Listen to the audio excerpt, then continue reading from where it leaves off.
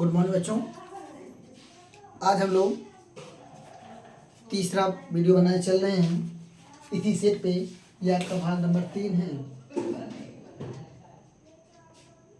इसके पहले हम 2 वीडियो बना चुके हैं जिसमें आपका पहले बहुविकल्पीय प्रश्न लगे हैं और आपका फिर अगले 5 सवाल लगे हैं सवाल नंबर 2 के।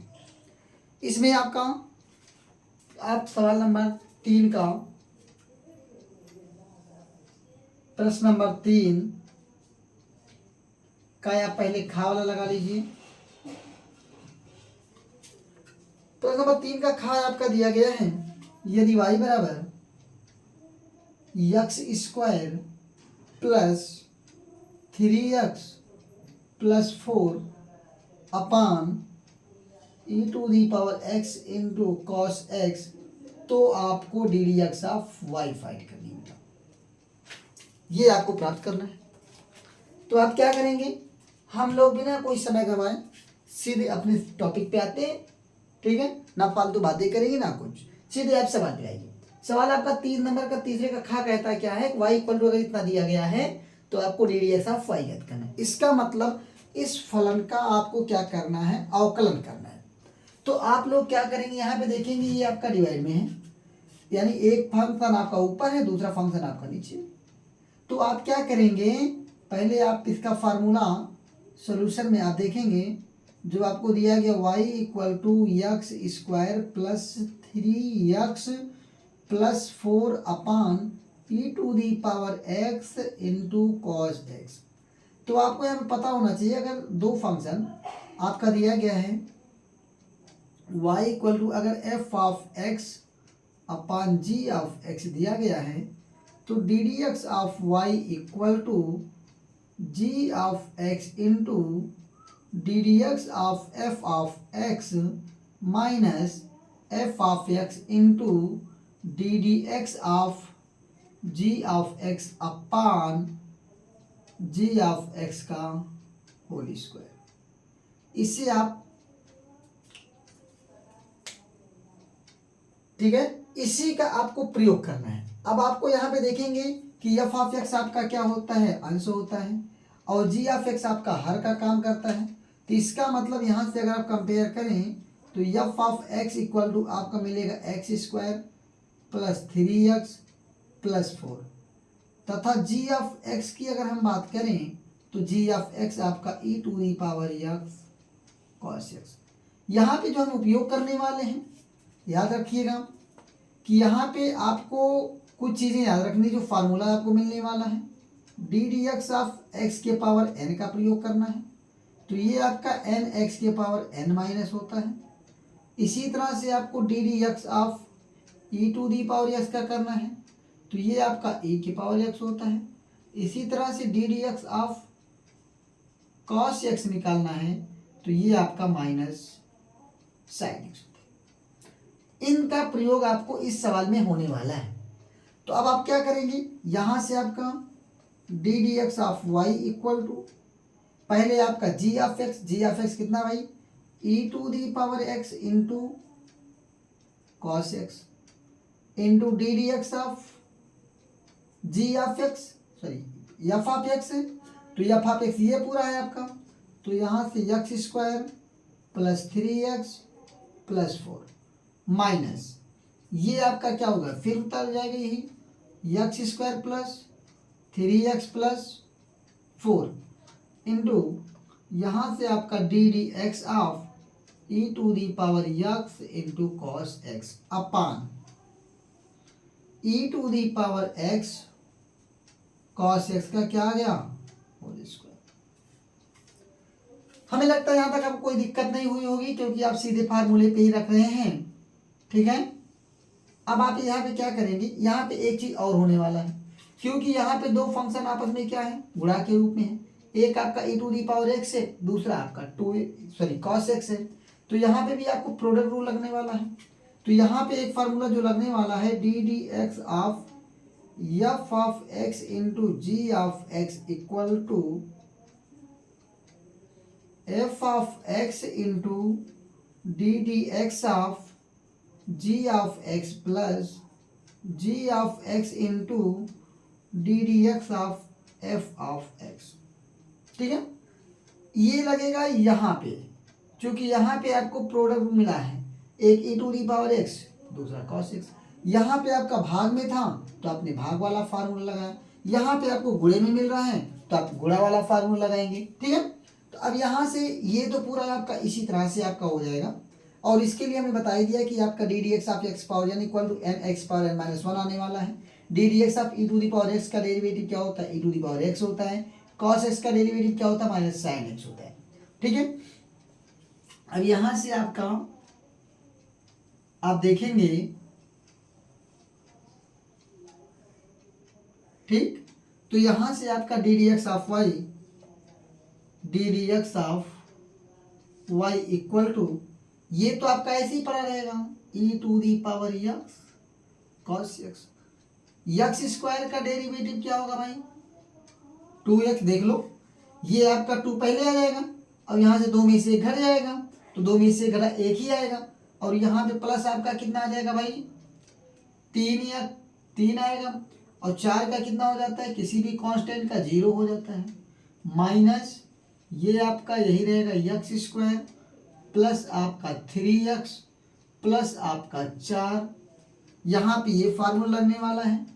तो इसका मतलब यहाँ से फिर आपका आया e to the power x into d D x of cos x plus cos x into d D x of e to the power x, और होल अपान आपका है e to the power x cos x का whole square.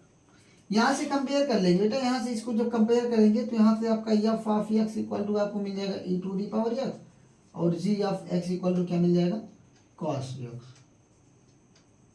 ठीक है, अब यहाँ से आप क्या करिए, इसको थोड़ा हल करिए, D D x of Y equal to E to the power x cos X 2x plus 3 minus X square plus 3x plus आपका 4 E to the power x, cos x का डेरिवेटिव माइनस साइन एक्स, तो ये minus sine X plus cos x into E to the power X का derivative E to the power x,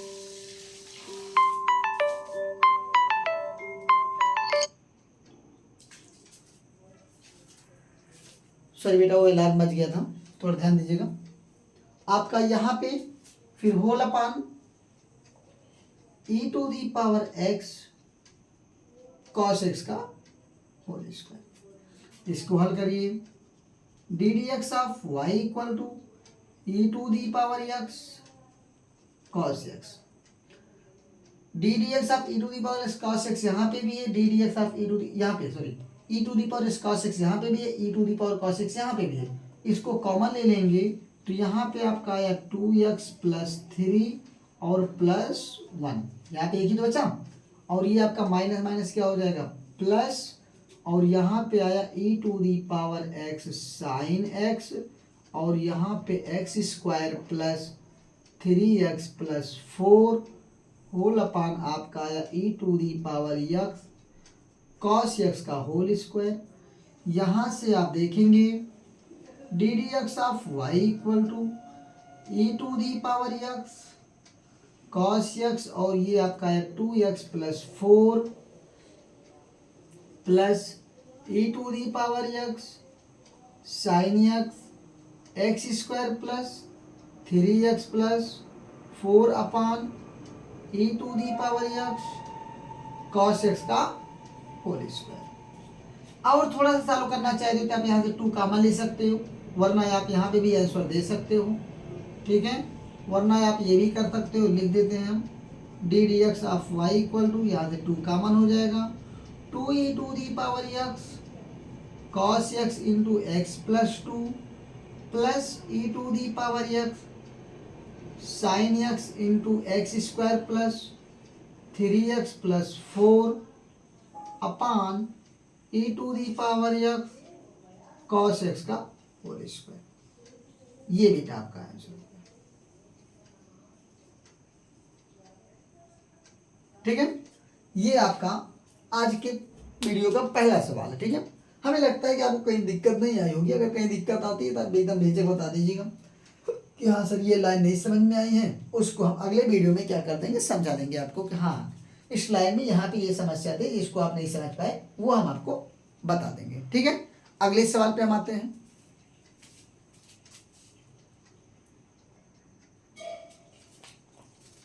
हाँ बच्चों, तीसरे का आप गा खंड देखेंगे। प्रश्न नंबर 3 का गा खंड आप देखेंगे। इसका आपसे पूछा गया, कहा गया अवकल समीकरण d D x of Y equal to E to the power x sine x को हल कीजिए। इसको क्या करना है, हल करना है। तो आप क्या करेंगे, इसको पहले ये आपका डी डी एक्स ऑफ, ये आपका वेरिएबल से वेरिएबल पे आ जाएगा। तो ये आपका क्या हुआ, डी डी एक्स, ये डी वाई इक्वल टू आपका यहाँ पे आया E to the power x sine X, ठीक है, और इनटू यहाँ पे डी एक्स हो गया। अब इसका आपको क्या करना है, इंटीग्रेट करना है आपको।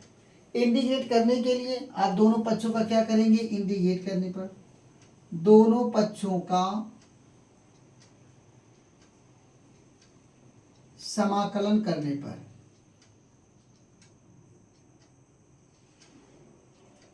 समाकलन करने पर तो ये आपका हो जाएगा integration of d Y equal to integration of E to the power x sine x D x. ठीक है, यहाँ पे आपका एक कांस्टेंट जुड़ जाएगा सी, कोई दिक्कत है नहीं। अब आप क्या करेंगे, इसका तो इंटीग्रेशन आपका कितना हो गया, वाई हो गया, लेकिन इसका इंटीग्रेशन आपको करना है। तो इसका हम क्या करते हैं, अलग इंटीग्रेट कर देते हैं, डी एक्स प्लस सी। अभी इसको आप यहाँ पे क्या मान लीजिए, एक समीकरण मान लीजिए। यहाँ पे लेट कर लीजिए, let integration of I equal to integration of E to the power x sine x D x.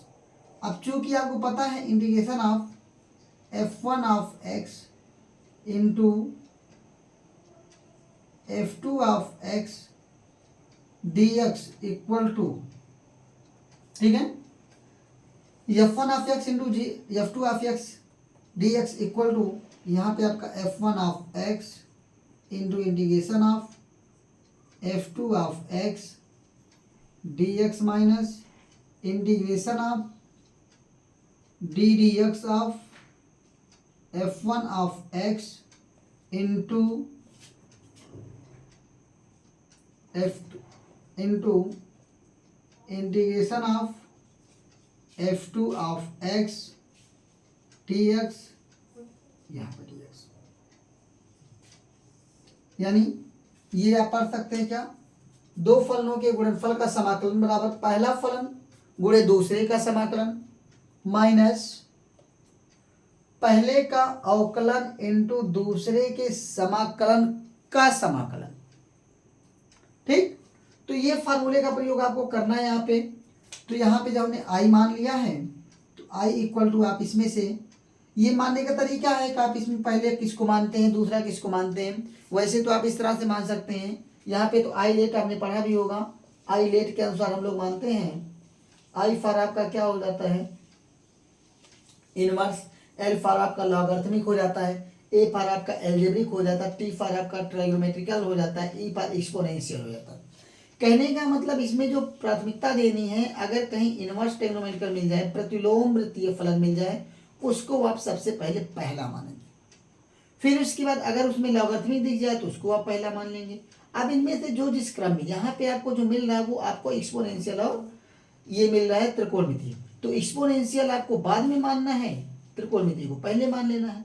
तो त्रिकोणमिति यहाँ पे आपको क्या करेंगे, इसको आप पहले मान लेंगे। यानी यहाँ पे आपका एफ वन इक्वल टू आप मानिए साइन एक्स और f two of x equal to आप मानिए e to the power x. वरना आप एक सीधी सी बात आप समझ लीजिए, आपको जिसका समाकलन पता हो उसको आप हमेशा दूसरा मानिए। जिसका समाकलन आपको पता उसे आप क्या मानिए, दूसरा मानिए। और जिसका समाकलन नहीं पता है उसे आप पहला मान लीजिए, क्योंकि आप हर एक फंक्शन का लगभग आप क्या निकाल सकते हैं, अवकलन किसी ना किसी तरह से निकाल ही लेंगे। ठीक है, तो इसलिए ये आपका मानना है। तो इसे आप क्या करेंगे, लगाएंगे। तो यहाँ से आपका आई इक्वल टू आपका पहला f1 ऑफ एक्स यानी आपका sine x integration of E to the power x D x minus integration of ये आपका हुआ D D x of sine x integration of E to the power x D x का whole d x. तो यहाँ से आई equal to आपका ये तो आपका साइन एक्स आ गया और E to the power X का integration E to the power X ही होता है minus integration of sine X का डेरिवेटिव कॉस एक्स हो गया। E to the power X का इंटीग्रेशन कितना होगा, E to the power X ही होगा, यहाँ पे आपका डी एक्स होगा। अब ये इंटीग्रेशन भी हट नहीं रहा है। अब आप क्या करेंगे, इसमें फिर यही, इसमें भी आप यही रूल फिर लगा देंगे। तो ये आपका आई इक्वल टू ये तो आपका आ ही गया sine x E to the power x minus यहाँ पे आप एक बड़ा ब्रैकेट बनाइए, फिर वही चीज कॉस एक्स को आप यहाँ पे फर्स्ट मान लीजिए, cos x integration of E to the power x D x minus integration of D D x of cos x into integration of E to the power x D x और यहाँ पे D x हो गया। ये आपका हो गया। ठीक है, अब यहां से आप देखेंगे, यहां से आपका जो मिलने वाला है बराबर आई इक्वल टू आपको मिला साइन या E to the power x sine x minus cos X E to the power x minus यहाँ पे integration of D D x of cos X equal to आपका मिलता है माइनस साइन एक्स और यहाँ पे E to the power X का integration कितना होता है, E to the power X ही होता है। यहाँ पे आपका डी एक्स आया और ये आपका यहाँ से आपका I equal to E to the power x sine x minus ये आपका E to the power x cos X minus minus plus हुआ integration of E to the power x sine x D X. ये आप देखेंगे I equal to E to the power x sine x minus E to the power x cos X minus integration of E to the power x sine x D x. आप थोड़ा ध्यान देंगे तो आपने ई आई माना किसको है, integration of E to the power x sine x को ही आपने क्या माना बेटा, आई माना है। इसका मतलब यहाँ कहीं अगर जो लिखा है उसको आप आई मान सकते हैं। तो इसका मतलब आई इक्वल टू यहाँ से ई टू दी पावर एक्स का मान ले लीजिए, आपका मिल गया यहाँ पे sine x minus cos X minus ये भी आपका हो गया आई, ये इधर आके आपका हो गया two I equal to E to the power X, यहाँ से आपका sine x minus cos X आया तो आई इक्वल टू आपका आया 1/2 ई to the power x sine x minus cos X. अब ये वैल्यू आप लग के क्या करिए, आई का मान इसे आप ले चल के आई बराबर क्या, यही तो है integration of E to the power x sine x D x equal to 1/2 E to the power x sine x minus cos x. ये वैल्यू लेकर के आप क्या करेंगे, समीकरण एक में रख दीजिए। अब आपका समीकरण एक से तो ये आपका y इक्वल टू आपका हो जाएगा, इसके जगह पे आप लिखेंगे 1/2 ई टू दी पावर एक्स, यहाँ पे आपका आया sine x minus cos X और प्लस सी। ये आपका हो गया उस अवकल समीकरण का हल। किसका, अवकल समीकरण का हल आपका ये हो गया। ठीक है, ठीक, हम लोग अगले सवाल पे आते हैं।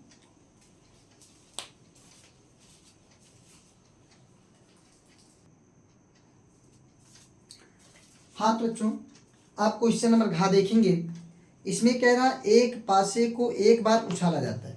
जब एक पासे को एक बार आप उछालेंगे तो यहाँ पे प्रतिदर्श समष्टि जो आपकी बनती है वो S इक्वल टू आपको मिला, S बराबर आपको यहाँ पे मिलेगा 1 2 3 4 5 6, यानी पासे में आपकी कितनी गिनतियाँ होती हैं, 1 से लेके 6 तक, 1 2 3 4 5 6, 6 गिनतियाँ होती हैं। अर्थात number of element in S, यहाँ से अगर हम बात करें number of element in S equal to आपका मिल जाएंगे 6।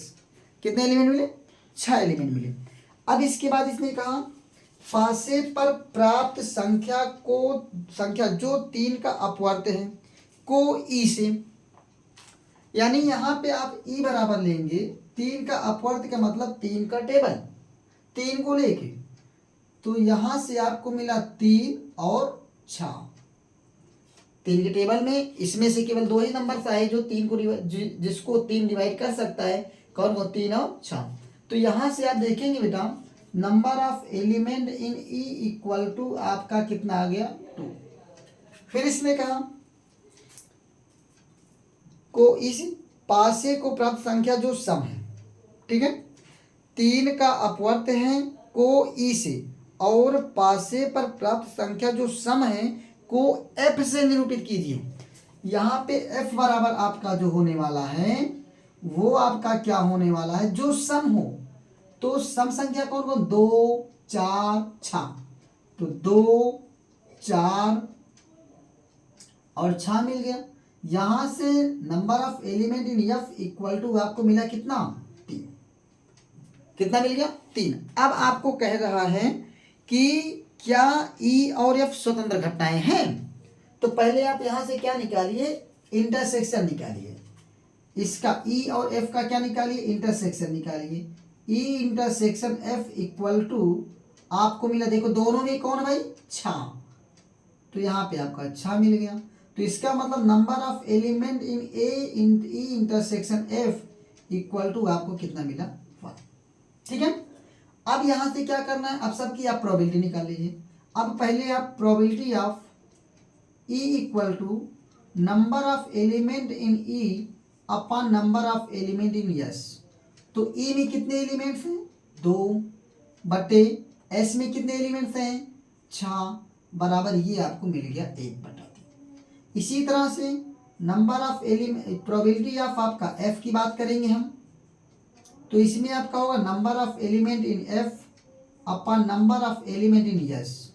एफ में कितने एलिमेंट बेटा, 3, और यहाँ पे कितना है, 3/2।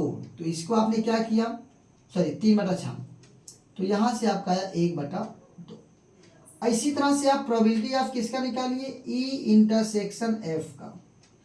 तो ई इंटरसेक्शन एफ का, तो number of element in E intersection F upon number of element in S. E और एफ में कितना आया है, ई इंटरसेक्शन एफ में 1 आया है, तो 1 अपॉन कितना हो गया, 6। ठीक है, अब इसने पूछा है क्या ई और एफ स्वतंत्र हैं। ई और एफ के स्वतंत्र होने की, ई तथा एफ स्वतंत्र होंगे यदि probability of E into probability of F equal to probability of E intersection F. ये बेटा प्रोबेबिलिटी ऑफ, ये स्वतंत्र होने की, 2 घटनाएं आपस में स्वतंत्र होंगी कब, जब उन दोनों घटनाओं के प्रायिकताओं का गुणा उनके आप इंटरसेक्शन की प्रोबेबिलिटी के बराबर आ जाती है, तब वो आपस में क्या होते, स्वतंत्र होते, वरना वो स्वतंत्र नहीं होते। स्वतंत्र की यही कहानी है कि probability of E into probability of F equal to probability of E intersection F. अगर यहीं पे E1 E2 हो जाता है, probability of E1 into probability of E2 equal to probability of E1 intersection E2। तो अब यहाँ पे देखिए प्रोबेबिलिटी ऑफ E कितना मिला है भाई, 1/3 गुणे प्रोबेबिलिटी ऑफ F कितना मिला है, 1/2। तो यहाँ पे ये बराबर probability of E intersection F कितना मिला है, 1/6। इन दोनों को आप क्या करेंगे, गुणा करेंगे, तो 1/6 इक्वल टू 1/6। ठीक है, अब यहाँ से आप चूंकि probability of E into probability of F equal to probability of E intersection F. अतः ई तथा एफ स्वतंत्र है।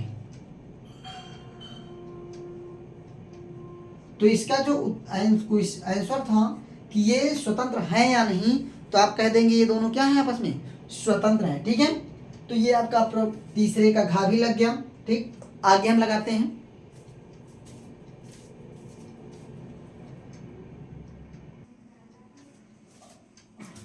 हाँ देखो बच्चों, आपका सवाल नंबर 4 का ये कह रहा हूं, अवकलन कीजिए y इक्वल टू cos के power cos x to the power sin x। ये देखिए आपका एक पावर फंक्शन है।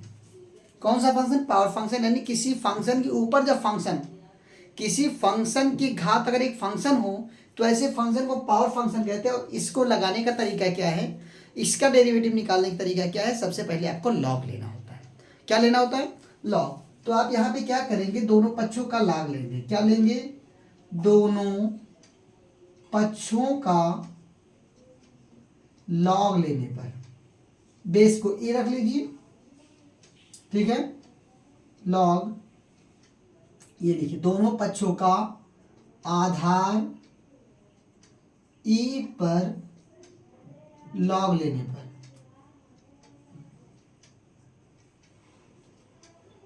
ठीक है, तो यहां से जब आप लॉग ले लेते हैं तो ये आपका हो जाता है log y equal to log e आपका हाई है, यहाँ पे cos x to the power कितना है? sin x। अब आपको ये पता होना चाहिए कि लॉग यहाँ पे बेस ई हो, कुछ भी हो, log a ले लो, बेस ई ले लो, जो भी हो, a m to the power n, तो ये n जो होता है n log a base m हो जाता है। ठीक है, क्या हो जाता है? ये जो पावर होता है ये आपका गुणे में आ जाता है। तो आप इसे क्या करिए, ले आइए। तो यहाँ से आपका log e y equal to आपका हो गया यहाँ पे साइन x, और ये आपका log ई cos x।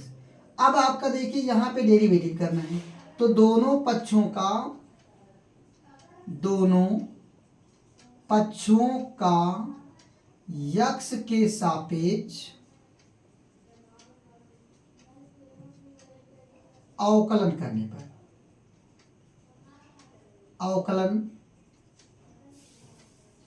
पर, जब दोनों पक्षों का अवकलन करेंगे तो यहां से आपका आ गया d D x of log y equal to d D x of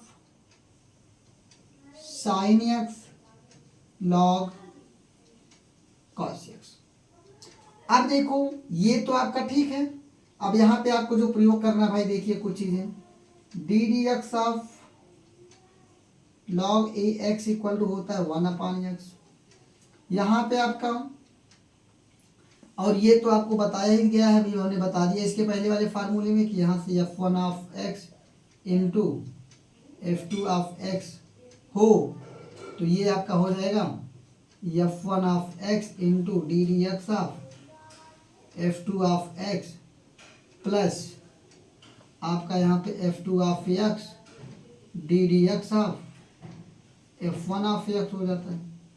इसका आप प्रयोग करेंगे तो यहाँ से आप देखेंगे ये आपका log एक्स वाई है, तो log y का आपका क्या हो जाता है 1/y। फिर चूंकि आप ये आपका x ना हो गया, यहाँ पे x था ना, तो x के रिस्पेक्ट में x का 1/x हो जाता है। लेकिन अगर यहाँ पे x के अलावा कोई और फंक्शन है तो मल्टीप्लाई के रूप में आपका उस फंक्शन का एक बार फिर x के रिस्पेक्ट में क्या होता है, डेरिवेटिव होता है। तो ये वही, इसी तरह से यहाँ पे आपका क्या हो जाएगा, पहले साइन x फिर डी डी एक्स ऑफ आपका log, यहाँ पे आपका log cos x आया, प्लस यहाँ पे आपका log cos x और डी डी एक्स ऑफ आपको जो मिला वो sin x मिला।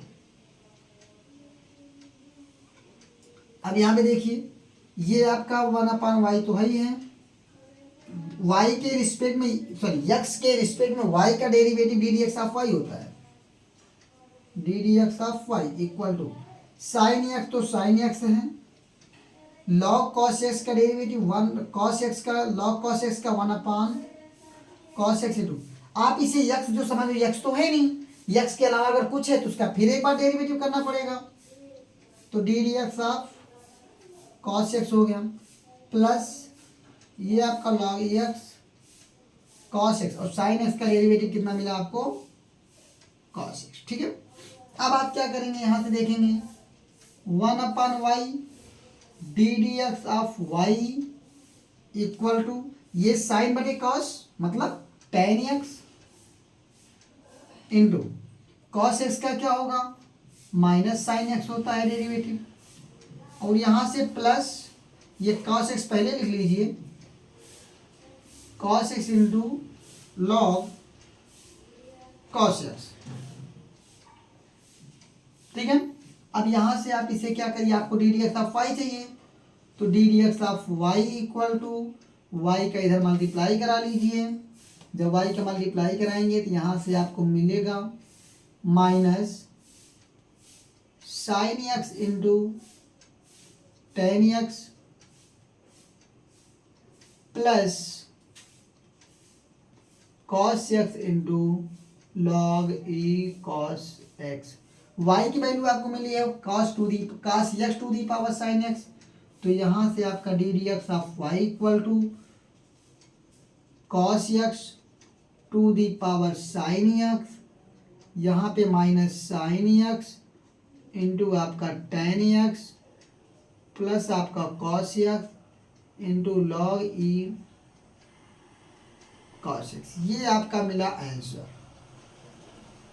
ठीक है, ये आपका चौथे का खंड हो गया। अब हम चौथे के खा खंड पे आ जाएं, ये वाला आपका कंप्लीट। चौथे के अगर हम खा खंड पे बात करें, प्रश्न नंबर 4 का खा,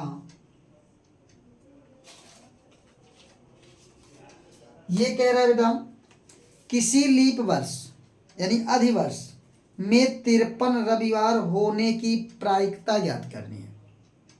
आपको पता होना चाहिए कि जो आपका लीप ईयर होता है, लीप ईयर में कुल मिला के 366 दिन होते हैं। कितने दिन होते हैं? 366 दिन। और उस 366 दिन में अगर हम हफ्ते की बात करें तो एक हफ्ते में 7 दिन, तो पहले हम क्या करेंगे, 7 से डिवाइड कर लिए तो 7 पचे 35, यहाँ पे आया 1, ये हुआ 16, तो 7 दूना 14, तो ये हुआ आपका 2 दिन शेष बच गए। इसका मतलब जब आपका अधिवर्ष होगा यानी 366 दिन वाला होगा तो उसमें 52 रविवार तो कंफर्म है, 52 रविवार तो होंगे ही होंगे, उसमें कोई दो राय नहीं है। लेकिन ये जो 2 दिन बच गया है, ये 2 दिन क्या क्या हो सकता है, 2 दिन का ग्रुप भाई बने। अगर मान लो पहला दिन आपका रविवार हो गया, रविवार सोमवार एक साथ आएगा। दूसरी कंडीशन सोमवार मंगलवार आएगा, सोम और मंगल आएगा। तीसरी कंडीशन अगर हम बात करें तो मंगल और बुध आएगा। चौथे में देखें बुध, अगर पहला बुध हो गया तो ये आपका गुरु आ जाएगा। पांचवें की अगर हम बात करें गुरु आ गया तो शुक्र आ जाएगा। छठे की बात करें शुक्र आया तो शनि आ जाएगा। और सातवें की बात करें तो शनि आ गया तो रवि भी आ जाएगा। कुल आपके पास कितनी कंडीशन बनी बेटा? 7 कंडीशन। इन 7 के 7 कंडीशन में आपके पास 2 कंडीशन ऐसा है जिसमें आपको रविवार 2 आया, तो रविवार कितनी बार आया है? 2 बार आया है। और आपके पास टोटल कंडीशंस कितने हैं? 7 हैं। तो यहाँ पे आपको टोटल यानी S इक्वल टू आपको मिला है केवल number of element in S। ये टोटल इनका अगर हम सेट ले लें रविवार सोमवार, सोमवार मंगलवार, मंगलवार बुधवार, बुधवार गुरुवार, गुरुवार शुक्रवार, शुक्रवार शनिवार, शनिवार रविवार। अगर इनका हम एक सेट बना लें, उसी को आप कहेंगे प्रतिदर्श समष्टि, जिसे आप यस कहेंगे, तो उसमें टोटल एलिमेंट्स आपके आने वाले हैं कितने? 7। आपको यस बराबर ये बनाना पड़ेगा, आप बना लीजिएगा इसको यस बना के, ठीक है। इसी तरह से आप ब्रेकर में लिख डालिएगा, करली ब्रेकर में, ठीक है। Number of element is S equal to 7 मिला, और उनमें से 2 बार ऐसा है जहां पे आपको रविवार दिखाई दे रहा है। कितनी बार दिखाई दे रहा है? 2 बार आपको रविवार दिखाई दे रहा है। तो यहां से आपका नंबर ऑफ एलिमेंट इन ई, आपकी घटित घटना जो है उसमें आपको मिला 2। तो आपको probability of E equal to जो मिला number of element in A upon number of element in S equal to आपका 2 अपॉन कितना आया? 7। कहने का तात्पर्य यह है कि आपका किसी भी अधिवर्ष में, जिसमें किसी भी अधिवर्ष में 53 रविवार होने की जो प्रायिकता है वो आपको कितना मिल गया? 2/7। कितना मिल गया भाई? 2/7। क्यों? क्योंकि आपको टोटल आपके पास ये 7 कंडीशन बने, उन 7 कंडीशन में 2 बार ऐसे आए जब आपको रविवार दिख रहे हैं। अब 2 सोमवार की बात करेगा तब भी प्रायिकता यही आएगी, 2 मंगलवार की बात करेगा तब भी प्रायिकता यही आएगी, 2 आपके बुधवार की बात करेगा तब भी प्रोबेबिलिटी यही आएगी, ठीक है। यानी आपकी 2 की बात अगर कर दिया जाए कि किसी भी यानी अधिवर्ष में, इसमें अधिवर्ष में वो आने की प्रायिकता, अगर हम बात करें संडे आने की प्रायिकता, 53वां संडे आने की प्रायिकता, तो वो कितनी हो जाएगी? 2/7, ठीक है। आज हम लोग यहीं पे रुकते हैं, आगे का सवाल हम लोग फिर कल लगाएंगे, ठीक है। धन्यवाद।